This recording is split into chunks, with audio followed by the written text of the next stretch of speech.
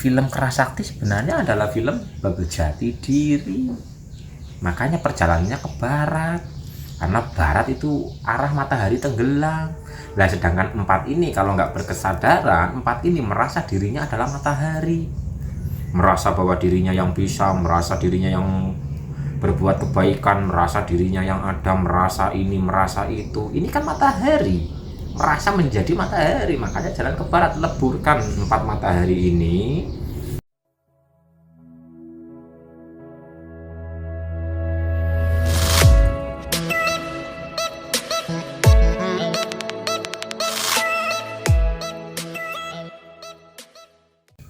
Jadi kalau kita mau membahas film Kerasakti, kan di situ ada Tong Sangcong, ada Sun Gokong, ada Cut Patkai, ada Wuching.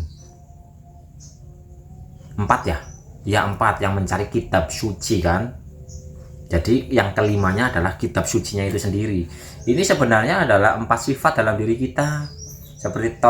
Seperti Sun Gokong nih, Kerasakti. Kan itu sukanya meledak-ledak, ngamukan. Ini kan amarah.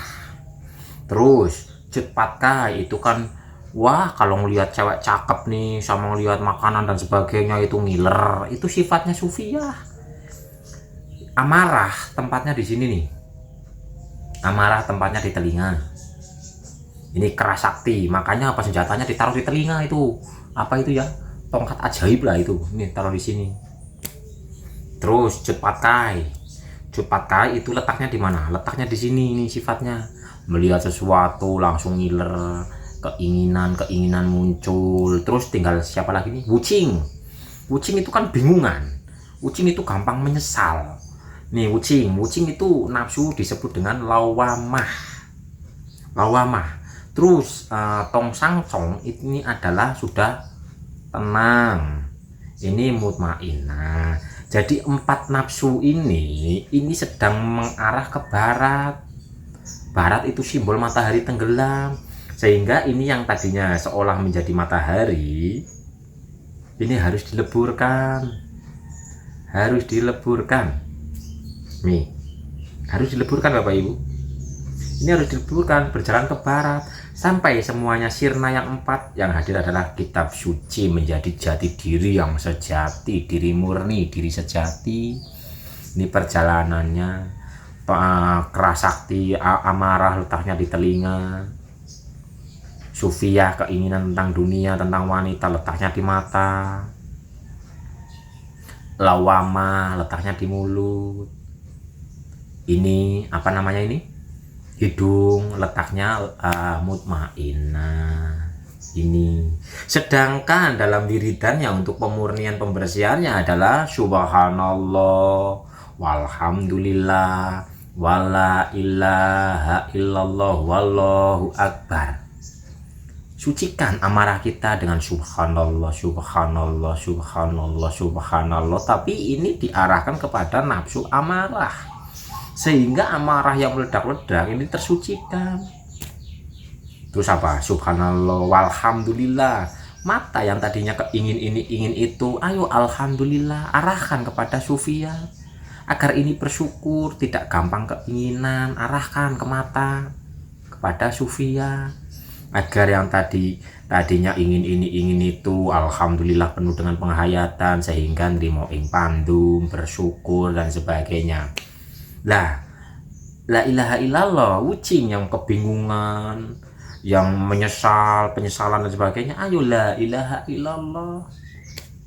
La ilaha illallah. Kan bingung nih.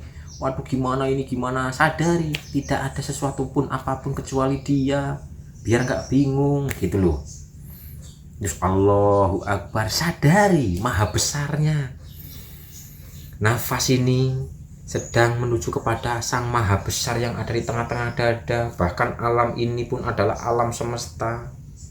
Itu Bapak Ibu. Jadi itu cerita dari film Kerasakti, amarah, Sufiah, lawamah, mutmainah. Kerasakti apa? Sun Gokong, Cut Patkai, Wuching, Tong Sangcong sedang menuju kepada peleburan sejati, menuju kitab suci atau rohani diri Bapak Ibu sendiri yang murni, yang sejati. Jadi kita belajar dari film-film, asal kita memahami hakikatnya ya nanti ketemu ujung-ujungnya ya kepada ranah jati diri juga Bapak Ibu. Tuh. Makanya dalam perjalanannya itu menempuh atau berjumpa dengan apa itu namanya ya? Suliman. Apa ya? Siluman, dengan siluman itu adalah ego kita sendiri. Siluman itu adalah sifat-sifat dalam diri kita sendiri yang negatif. Ada siluman ular yang apa-apa dimakan tanpa diolah gitu loh. Makanya kita melihat sesuatu asal kalau dalam tafakur kita diolah agar nggak seperti ular gitu loh.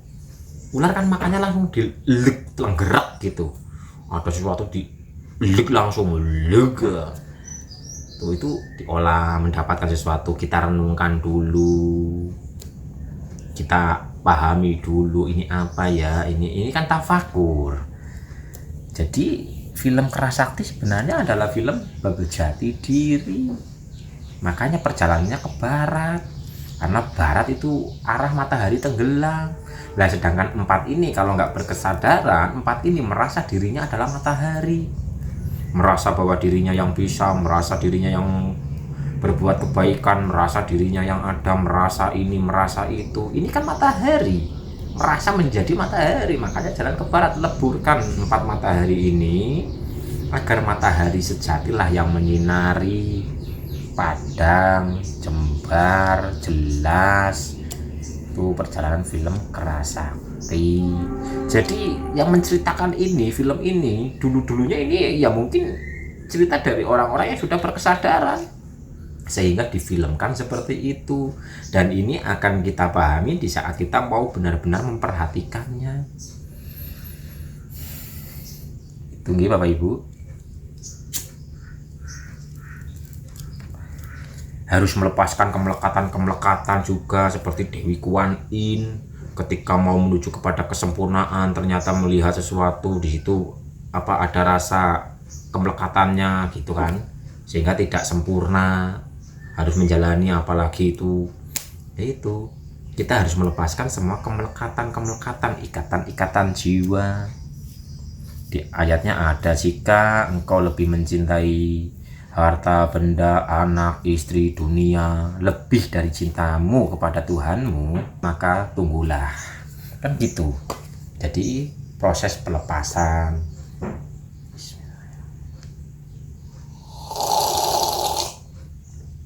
Apakah bisa dipahami Bapak Ibu?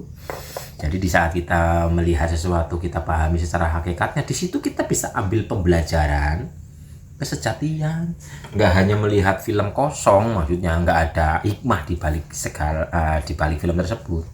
Semua kejadian di dalamnya itu ada hikmah, ada yang harus kita pahami.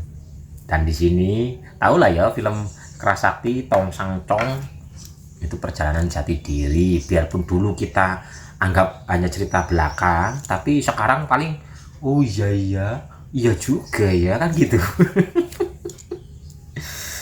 Tuh film-film dulu.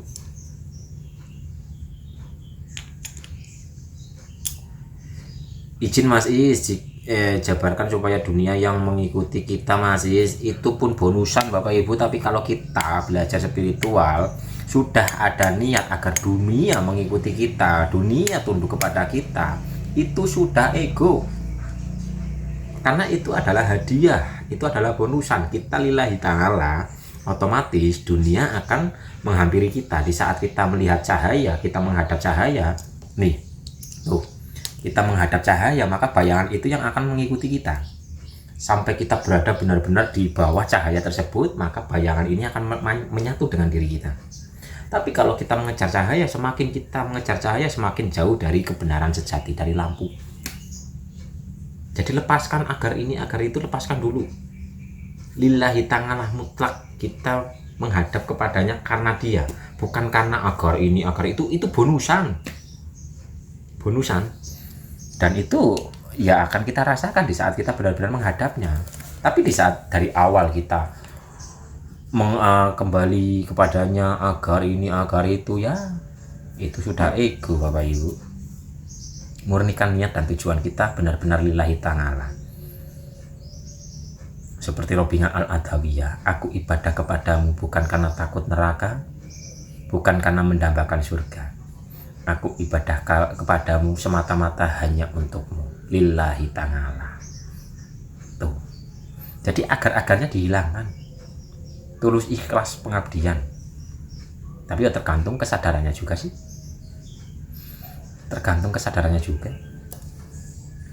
Kesadaran anak-anak, remaja, dewasa, tua, atau sempurna.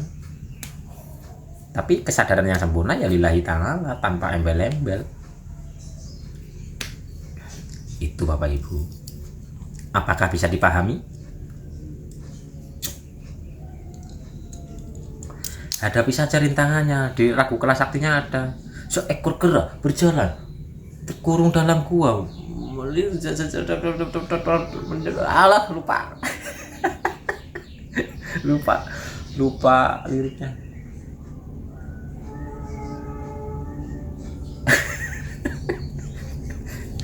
Film zaman saya kecil, liriknya gimana sih? Coba saya lihat dulu, ntar dulu. Lirik lagu Kera Sakti.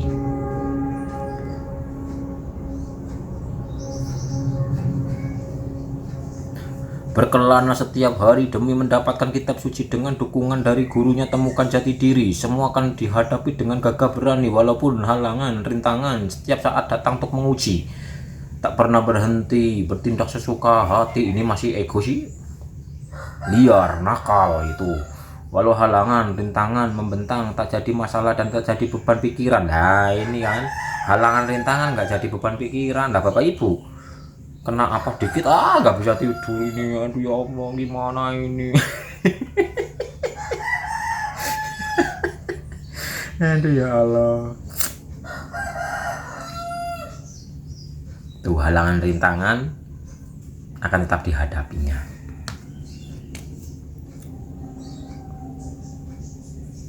Kuncinya hakikat syahadat itu Mas. Iya, awalnya itu adalah bersyahadat, penyaksian, mengenal diri. Jadilah penyaksi dengan kenetralan, itu kuncinya.